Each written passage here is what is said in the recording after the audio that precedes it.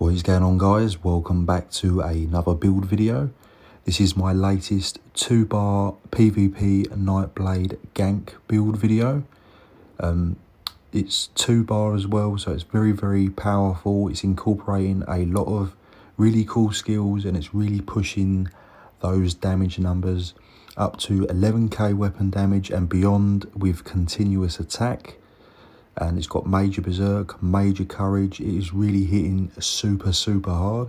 So we'll get straight into it. So we'll get into the sets first. The first set we are running is the Tharakas, which is a crafted set. And when you do a fully charged heavy attack, it's going to give you major berserk and 3 lines of weapon and spell damage. One of the strongest ganking sets in the game. So we're running 2 swords, one with a crusher enchantment and one with a weapon damage enchantment, both sharpened. The back bar is any random 2-handed. Ideally you want this in defending or powered. The next set we're running is Balorg, of course, which is going to give us that crazy weapon and spell damage and penetration. So we're running a medium head divines, max magicka. All the body pieces will be max magicka. The next set we're running is the Nixhound's Howl set, which is very similar to Tharakas, which will give you 3 lines of weapon and spell damage. And when you complete a fully charged heavy attack, it's going to give you a crazy amount of weapon and spell damage through the major courage.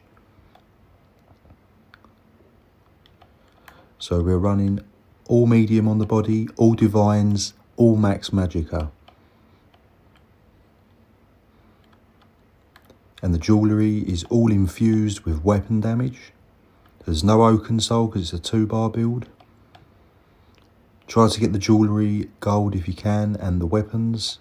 The back bar doesn't matter, but just the front bar gold.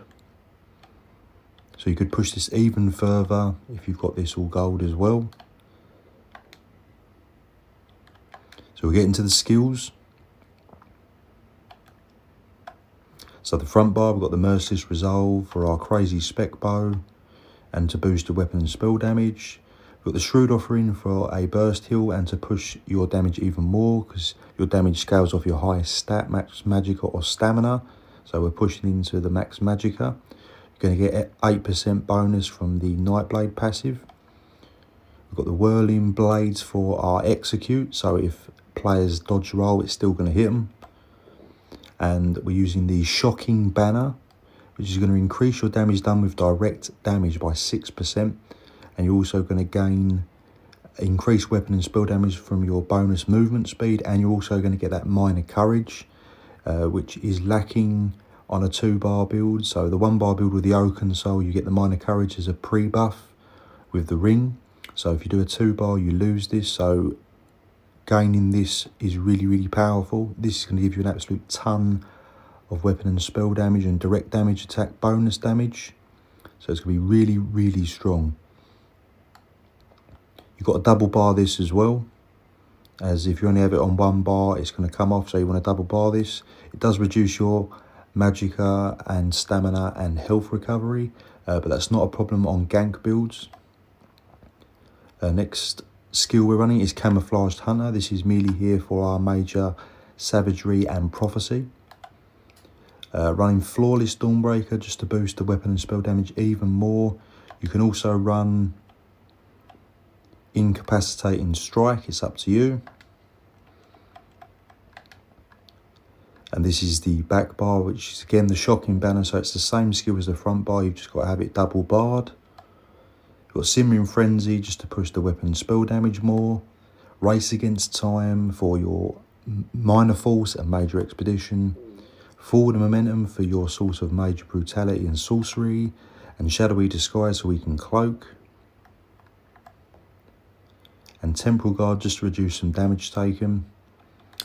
So have all your passives in your 3 class lines. 2-handed and dual wield. All in medium.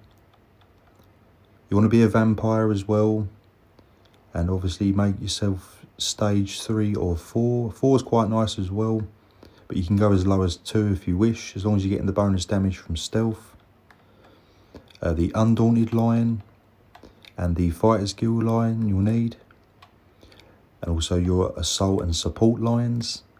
I'm a Khajiit, so for more critical bonus damage, but if you're running a damage race, you can probably get this well beyond 11.5k, maybe even more with continuous. You could probably touch 12k. And we're also running medicinal use as well, so your potions last a bit longer.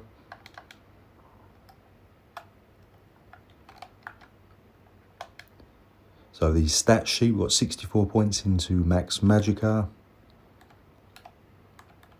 Running Bewitched Sugar Skulls. And the Warrior Mundus. So I said we're Vampire Stage 4, but as long as you're at least Stage 2 for that bonus damage, you're fine. Champion points, got Fight and Finesse, Master at Arms, Deadly Aim and Backstabber. The red CP is Fortified, Rejuvenation, Bastion and Celerity. And the green CP, I would recommend Liquid Efficiency, Steed's Blessing and Rationer.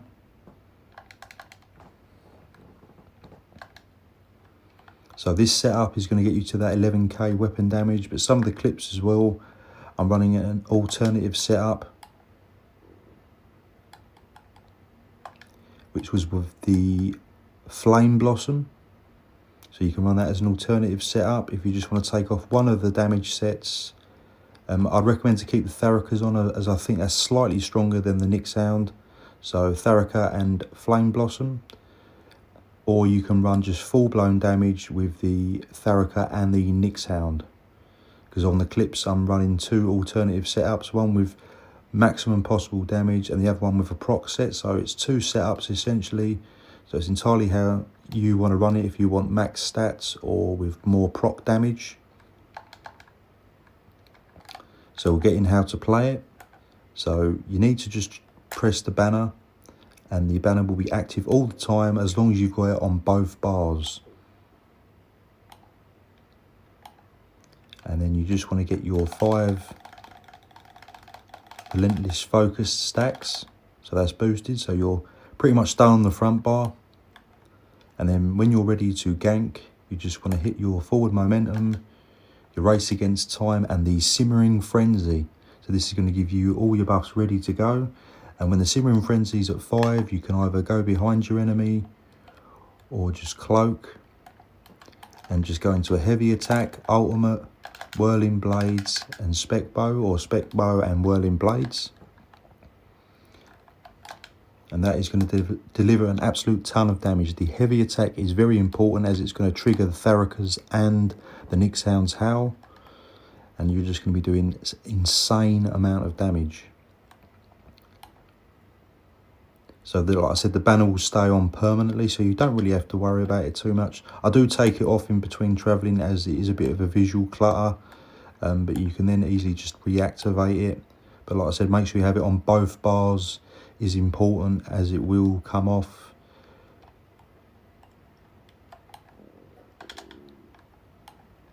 So yeah, that's the build guide with 2 different setups. So like I said, with the Flame Blossom and the Therika, or just run the Nyx Hound's Howl and the Therika as well. The Balorgh.